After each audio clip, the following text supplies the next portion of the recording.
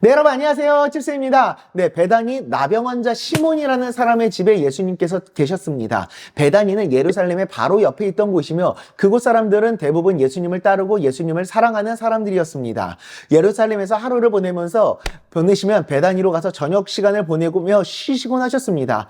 종교 지도자들과의 열띤 논쟁을 벌인 뒤 예수님을 진심으로 사랑하는 사람들이 있는 곳에서 진정한 쉼을 누리고 계셨죠. 그때 한 여인이 예수님께 향유 옥합을 들고 와서 예수님의 머리에 부어드립니다. 향유는 향기 나는 기름을 말하는데 아주 값이 비쌌습니다. 거기에 그 향유를 옥합에 담았다면 그 금액은 굉장히 셀 겁니다. 지금 우리나라 시세로는 자동차 한 대 값 정도 되는 거죠.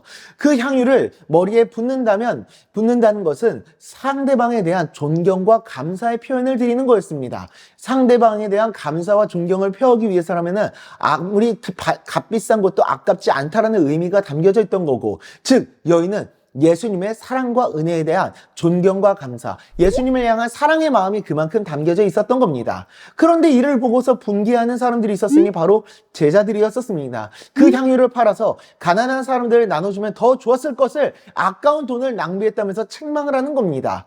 그러자 예수님은 가난한 자들은 항상 너희와 함께 있지만 나는 아니지 않느냐. 이 여인은 나의 장례를 위해 향유를 부은 것이다 라고 말씀하십니다. 예수님은 곧 있으면 십자가에 달려 죽으시고 부활하시고 하늘로 올라가십니다. 그분의 죽으심과 부활을 기념하고자 하는 마음이 담겨져 있었다라고 말씀하시는 겁니다. 그런 마음을 몰라주면서 책망한다? 요한복음에서는 그는 도둑이라, 돈꾀를 맞고 거기 넣은 것을 훔쳐갑니다 라고 말하고 있습니다. 즉 다른 속내가 있었던 거죠. 예수님은 그런 제자들의 마음을 오히려 책망하시는 겁니다.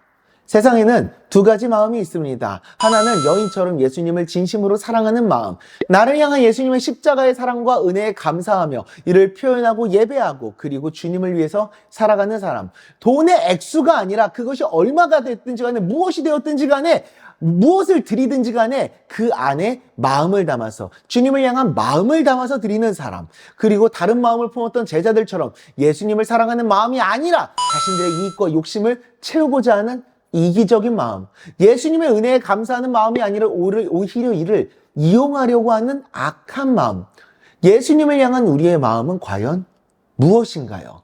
사도행전 10장 34절 35절입니다. 베드로가 입을 열어 말하되 내가 참으로 하나님은 사람의 외모를 보지 아니하시고 각 나라 중 하나님을 경외하며 의를 행하는 사람은 다 받으시는 줄 깨달았도다. 아멘.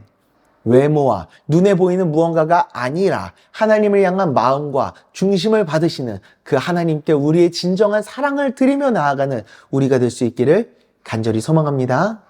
기도하겠습니다. 아버지 하나님, 나는 여인처럼 예수님을 향한 진정한 사랑과 감사와 존경의 마음을 갖고 있는지, 혹은 제자들처럼 다른 마음을 품고 있는 것은 아닌지 우리 자신을 돌아보고 오직 주님을 향한 진정한 그 십자가의 은혜와 사랑에 감사하고 또 예수님을 사랑하는 그런 진정한 사랑의 마음을 품고 예수님을 섬기며 나아갈 수 있도록 주님 은혜 내려주시고 우리들의 중심과 마음을 붙들어 주시옵소서.